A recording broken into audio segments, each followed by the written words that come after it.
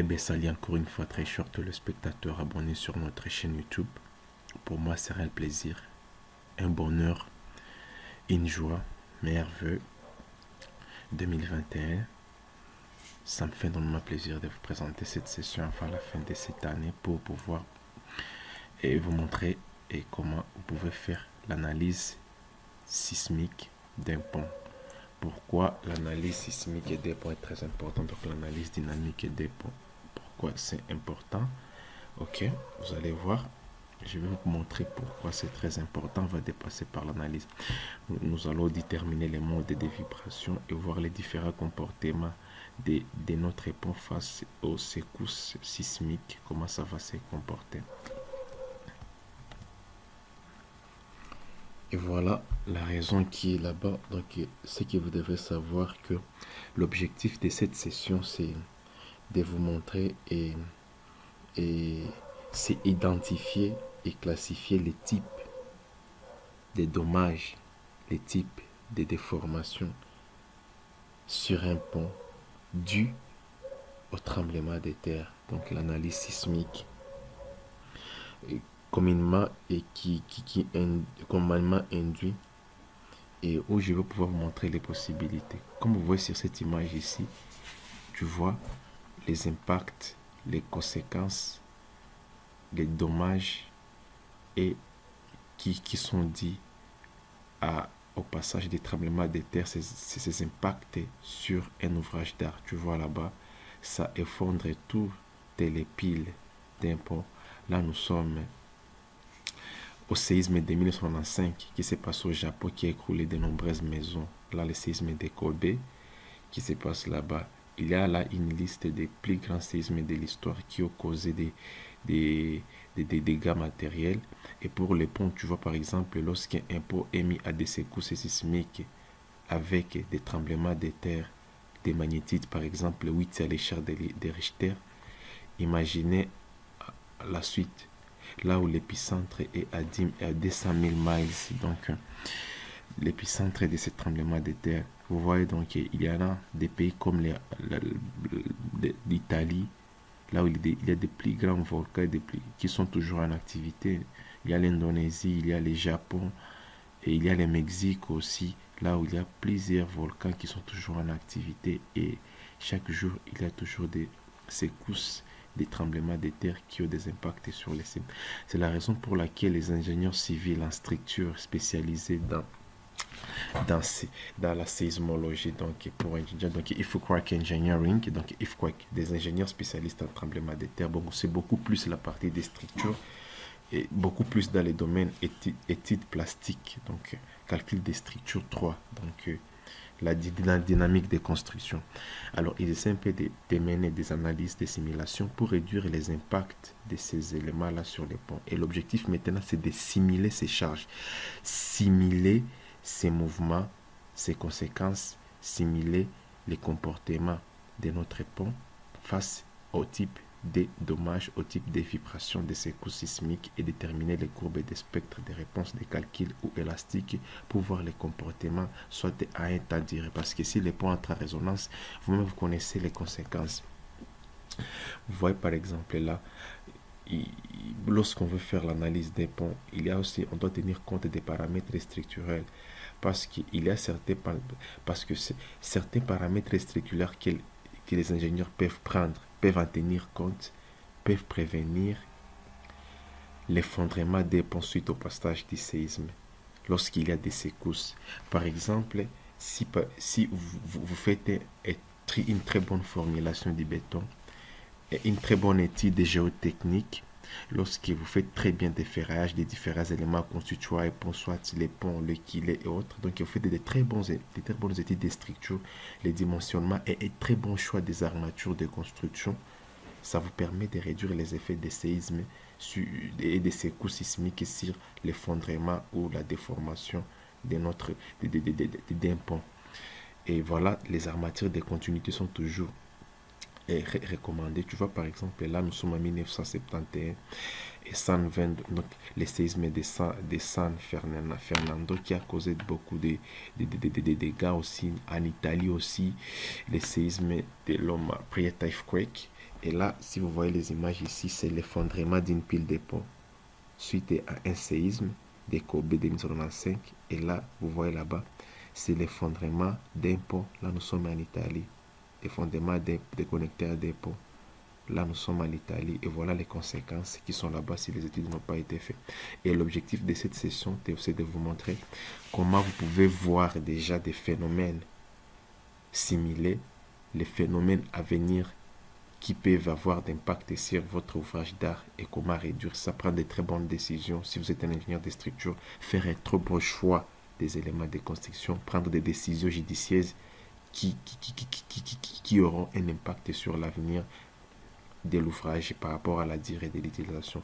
Tu vois là-bas, ce sont les différents types des effondrements, des déformations, des dommages des ponts dus au passage du séisme, des différents séismes. Tu vois, par exemple, nous sommes en 2010 et voilà un peu l'effondrement de ces ponts-là.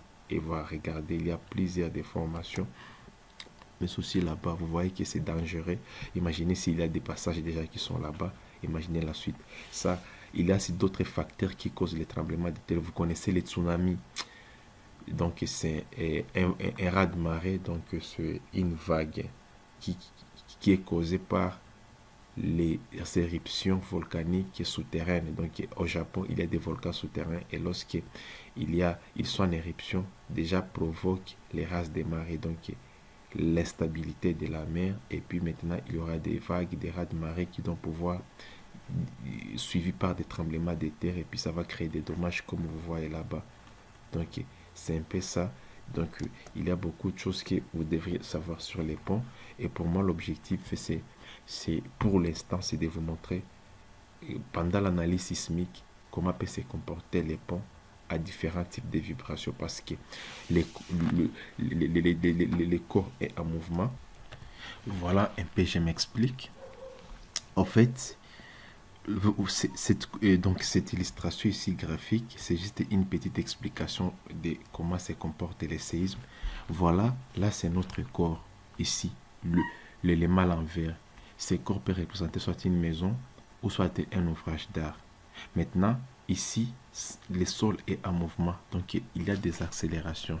Et par exemple, notre ouvrage se repose sur un type de sol rocher dont selon Eurocode, les vitesses des ondes de cisaillement est égale à 800 km par seconde. Ça, c'est selon Eurocode 8. Donc, ça, c'est selon Eurocode 8. Voilà les ondes de cisaillement. C'est ça, la valeur de la vitesse des ondes de cisaillement. Et puis, si on rentre aux notions de dynamique de construction, donc la partie calcul des formations plastiques, et voilà, souvent quand on étudie les calculs des structures, et dans l'analyse statique linéaire, nous étudions la structure dans une zone et si on fait la courbe contrainte des formations, ça vient comme ça, tu vois, la contrainte ici et les déformations ici. Les déformations des bétons, c'est D pour 1000. Et là, nous avons des contraintes et déformations qui peuvent nous donner les modules d'angle des matériaux. Et là, maintenant, pour ce qui est maintenant de l'analyse dynamique, on étudie la structure dans une zone qu'on appelle comportement plastique. Donc ici, lorsqu'il y a les contraintes de rupture, directement, la structure se déforme. Ici, dans le comportement élastique, donc la zone élastique, les diagrammes, la structure peut se déformer et revenir à sa forme initiale. Mais ici, souvent, c'est très rare. Souvent, la structure, lorsqu'il revient à sa forme initiale, elle ne revient pas comme elle était auparavant. Et maintenant, chez nous, en tant qu'ingénieur structure, l'objectif de l'analyse dynamique, c'est étudier la structure dans cette zone ici. La zone plastique, parce que là, nous sommes dans une zone élastique. Et ici, nous sommes dans une zone plastique. Et l'objectif ici, c'est de réduire les effets du séisme sur nos éléments de la construction. Parce qu'on ne peut pas lutter contre le séisme parce que c'est un phénomène naturel. On ne peut pas lutter contre, mais c'est réduire ses impacts sur la construction. C'est la raison pour laquelle les études de structure, les études de géotechnique sont très importantes. Maintenant, ici, ça c'est notre structure. Maintenant, lorsque le sol est en mouvement, il y a les différents modes de déformation. C'est la raison pour laquelle dans le domaine d'analyse des structures, on parle de l'analyse modale spectrale. Donc, l'analyse modale, là, nous voulons voir, on convertit toutes les charges qui sont appliquées à la structure sous forme de masse. Et maintenant, on voit ces comportements des masses-là suite au mouvement dynamique, aux différents types de déformations, les modes de déformation. Donc, si par exemple c'est 10 modes, on a mode 1, mode 2, mode 3. Pendant ces 3 modes de formation, on peut déterminer la période et la fréquence des vibrations de la structure et comment la structure va se comporter, quelle était la déformation. Est-ce qu'il y a eu une partie de la structure a un grand flammement ou une grande flexion, ou soit au mode 4, la structure est entrée en torsion. Et lorsque la structure entre en torsion, ça veut dire qu'il y a de très grandes secousses, de grands mouvements dynamiques. Et là, directement, la structure peut entrer en résonance. Or, lorsque la structure entre en résonance, c'est dans cette planche ici. Et là, vous allez voir que la période propre de la structure va être presque égale à la période fondamentale qui est générée par les séismes. Et là, vous allez voir le pont cède et il va y avoir maintenant des dommages, comme vous voyez là-bas, les dommages collatéraux de ces ponts ici. Maintenant, nous, l'objectif, c'est d'étudier la structure dans ce domaine ici. Maintenant, quand tu vas voir, ce sont les différents modes de déformation. Tu vois ici, avant tremblement, la structure se comporte bien. Maintenant, il y a des mouvements excessifs, des accélérations des sols. Voilà le deuxième type de déformation de la structure. Voilà le troisième type de la déformation de la structure. Quatrième type, deuxième type. Et voilà, il y a des angles, de décalage des angles. Là où il y a θ plus 1. Là, vous vous souvenez très bien, là, ça nous ramène au cours des dynamiques de construction, la partie étude plastique pour les dynamiques de construction.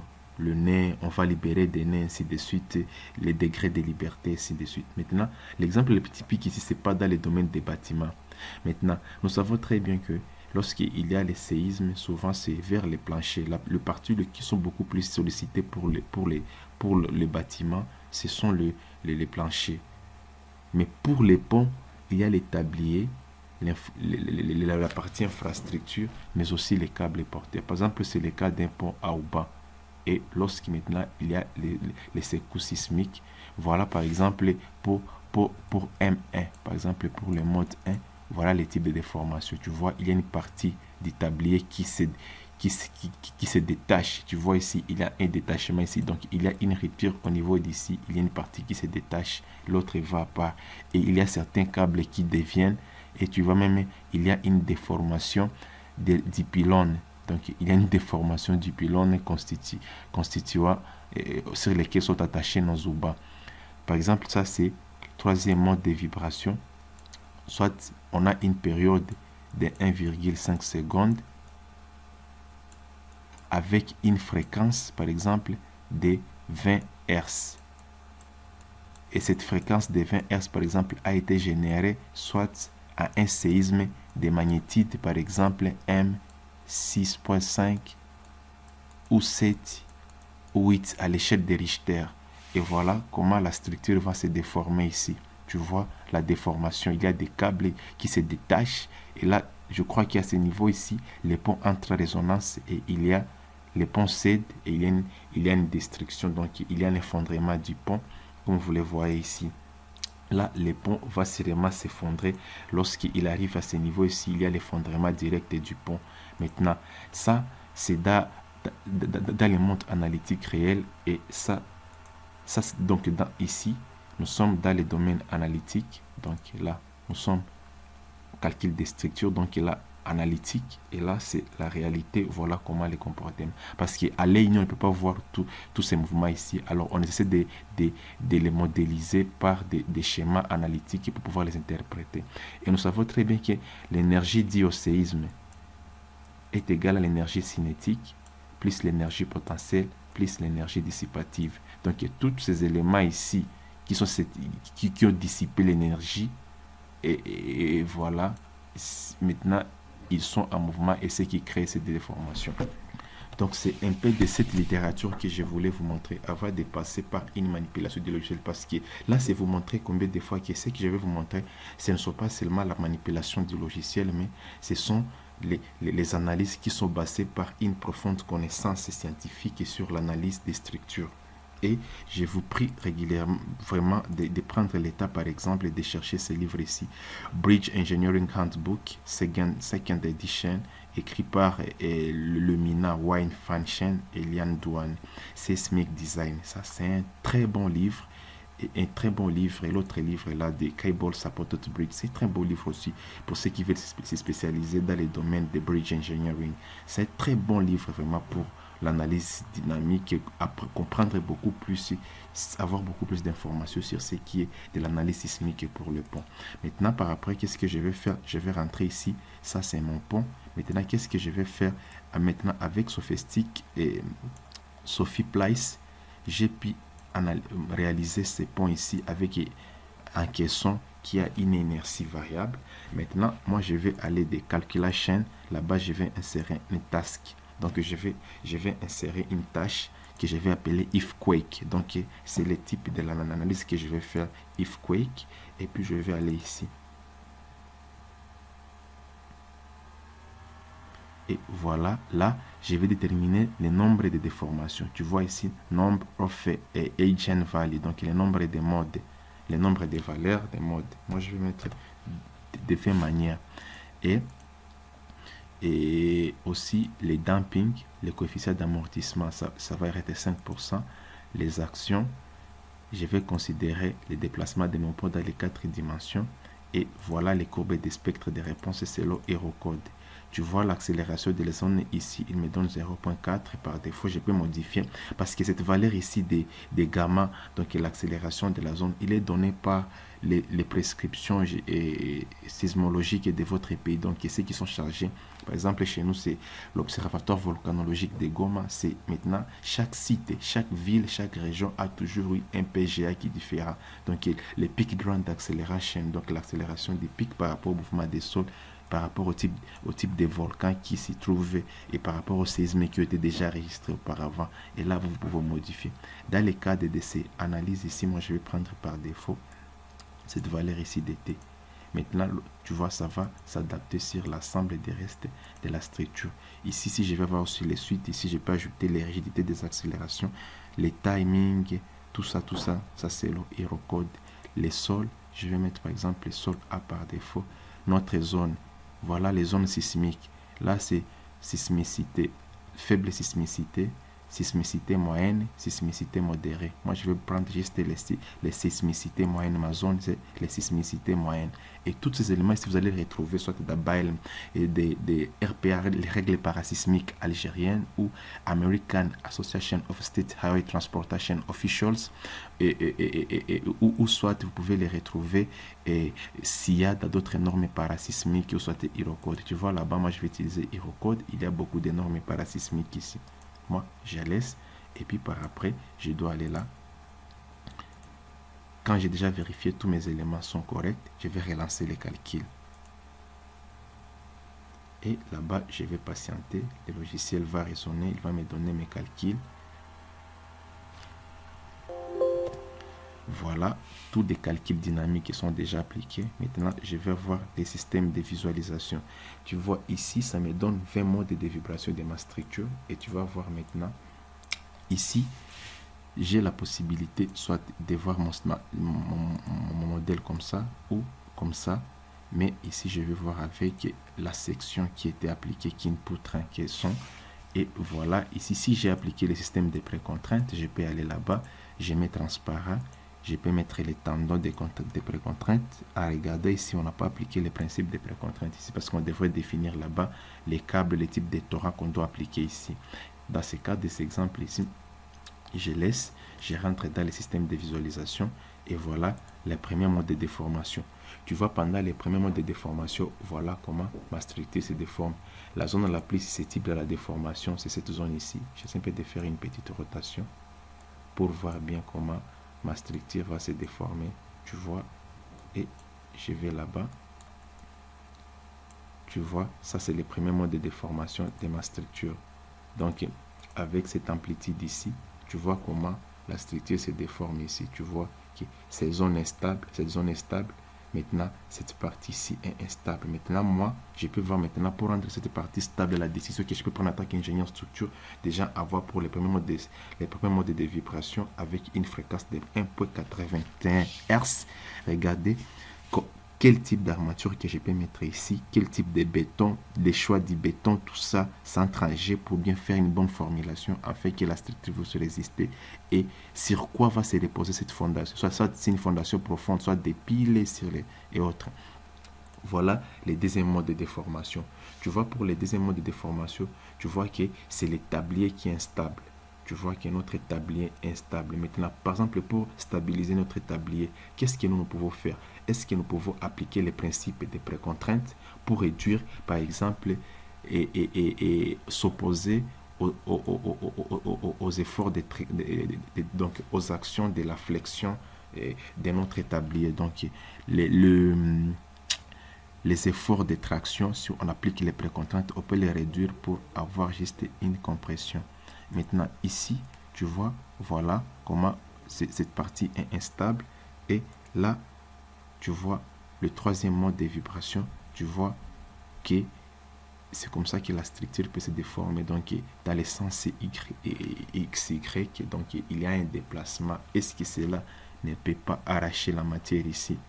La connexion entre ma pile de pont et mon tablier, comment est géré, les appareils d'appui, c'est quelle matière, quel matériau je vais utiliser. Même chose pour mes kilés.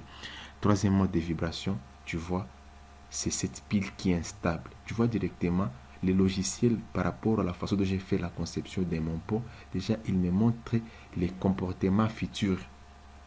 Au cas où ce séisme-là peut arriver, les zones les plus susceptibles. Et là, ça va me permettre moi de prendre de très bonnes décisions pendant l'exécution pour réduire tous ces effets en tenant compte de tous ces effets. Tu vois les cinquième mode de déformation. Tu vois les sixième mode de déformation. La structure est en train de faire les torsions. Tu vois la structure va entrer en torsion. Et lorsque l'établi va entrer en torsion, tu vois là-bas, il y aura la résonance et les ponts vont céder. Tu vois, regarde ces modes de déformation. Toute l'ensemble de la structure se déforme. Et voilà, tu vois la torsion qui est là. Tu vois que la structure se torde. Et là, c'est très bon comme un ingénieur déjà d'avoir ce genre de logiciel qui te donne la possibilité de voir les comportements futurs de votre ouvrage avant même l'exécution. Tu vois comment il s'est comporté là-bas. Tu vois que c'est possible qu'avec une fréquence de 14.13 Hz, par exemple pour un tremblement de terre de magnitude 6 ou 5, qui est notre pont pour cette torsion. Maintenant, pour lutter contre cette torsion, qu'est-ce qu'il faut faire? Qu'est-ce qu'il faut ajouter encore comme les éléments de renfort? Quel type de matériaux? Quel type de câble d'acier de précontrainte que nous allons ajouter ici? Tu vois, tout ce sont les décisions maintenant qui doivent se prendre entre les différents corps de métier par rapport à la réalité que nous nous retrouvons sur notre structure. Et puis l'autre qui suit, tu vois là, c'est toujours en torsion. Notre structure entre toujours en torsion. Ici, 10e mode de vibration, tu vois, 11e mode, 12e mode, encore des torsions, 13e mode, 14e mode, tu vois là-bas, il y a des grandes vibrations et des déformations de différents éléments. 15e mode, tu vois des grandes torsions, tu vois que les tabliers peuvent se tordre par rapport aux excitations dynamiques de notre pont. Et voilà, ainsi de suite, tu vois, voilà les déformations qui sont là-bas. Et tout ça, maintenant, vous pouvez faire des pauses, faire des exemples et faire des images et que vous pouvez représenter dans un travail d'étude ou dans un projet de structure pour les bailleurs, pour vos bailleurs, pour un projet que vous voulez, auquel vous voulez peut-être soit soumissionner. Maintenant, le plaisir a été pour moi de vous présenter cette session dédiée au pont pour ce qui est l'analyse sismique des ponts. Tu vois comment cette déformation est. Maintenant, ce qui me reste, c'est ajouter d'autres éléments supplémentaires. Par exemple, je peux rentrer ici, système, j'ai mon pont là-bas et je vais voir par exemple les résultats. Pour les résultats, if quake, voilà ce que ça me donne.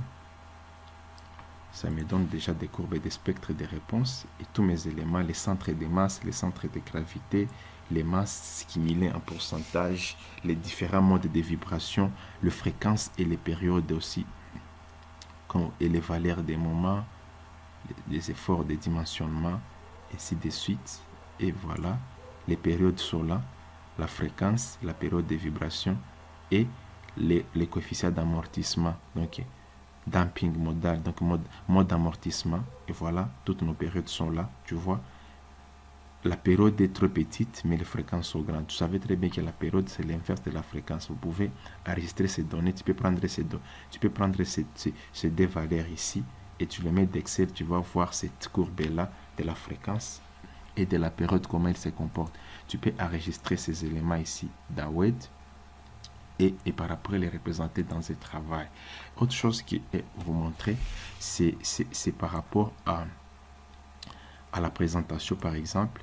Je peux montrer, si je soit dans les jours à venir, je vous montrerai ça, comment vous pouvez appliquer les charges de trafic sur votre pont et voir comment va se comporter. Mais pour notre cas, par exemple, je peux juste aller là-bas pour la visualisation, view, additional view, et par exemple, je peux ajouter les nez. Je peux ajouter d'autres éléments ici additionnels. Les déformations locales, par exemple, je peux les montrer. Je peux aller sur l'environnement. Et là, sur l'environnement, par exemple, je peux ajouter une plancher. Si je ne veux pas ça, je peux aller là-bas. Je peux juste mettre un véhicule et une pure nature. Tu vois, je peux mettre un véhicule ici. Des véhicules, sorry. I'm really sorry. Je peux mettre des véhicules. Et voilà, tu vois un peu. Et là, cela ne peut pas empêcher de montrer au passage de mes véhicules pendant un secousse sismique, comment ma structure peut se déformer. Attends. Je peux aller là-bas. Tu vois. Là, c'est la déformation de ma structure, soit au passage, tu vois. Donc, cela ne peut pas empêcher de voir le comportement de ma structure. Et là, je vais rester le système. Je peux modifier ça. Au lieu de mettre les gens qui passent là-bas, je peux mettre par exemple je peux ajouter par exemple sur cet ouvrage ici d'art, je peux aller toujours additional, je peux aller sur environnement et là je peux par exemple ajouter les trains. Tu vois, ça doit être un pont rail. Là, je vais voir les comportements. Et puis, le peuple. Donc, je peux ajouter les gens ici. Additional environnement. Et puis, je peux ajouter les gens en train de se promener sur un élément des ponts. Ainsi de suite. Et voilà. Et puis rentrer ces ponts. Donc, c'est beaucoup d'astuces que vous pouvez développer. Vous pouvez voir. Et ça fait du bien pour moi de vous présenter ça, cette session dédiée aux solutions BIM et pour l'architecture, l'ingénierie et la construction. Je suis sûr et certain que tout ce que j'ai pu montrer vous a plu. Alors, je ne peux que vous souhaiter merveille 2020-2021. J'ai donné les meilleurs de moi-même pour vous présenter ce logiciel que je suis fort convaincu qu'en français, vous ne trouverez jamais ce genre de contenu scientifique et très serré comme ça, et très détaillé, avec plus des informations scientifiques, théoriques et pratiques possibles pour pouvoir vous informer de plus en plus pour ce qui est de BIM. Je vous assure que l'année prochaine, ça va être du feu, parce que là, nous allons toucher des choses, on dirait des science-fiction. Nous allons vous montrer toutes ces histoires ici, comment vous pouvez modéliser ça, faire l'analyse, comment... Donc, ce sont des... Je ne vais pas vous dire, mais... Restez toujours connectés sur notre chaîne, faire un max de partage de nos contenus, plus d'abonnés et vous ne serez jamais déçus parce que l'année qui vient, nous allons vraiment vous surprendre par beaucoup de choses. L'honneur a été pour moi de vous présenter cette session. Merci pour votre attention. Que Dieu bénisse l'Afrique en particulier, la République démocratique du Congo. Always Wakanda forever. Bye bye.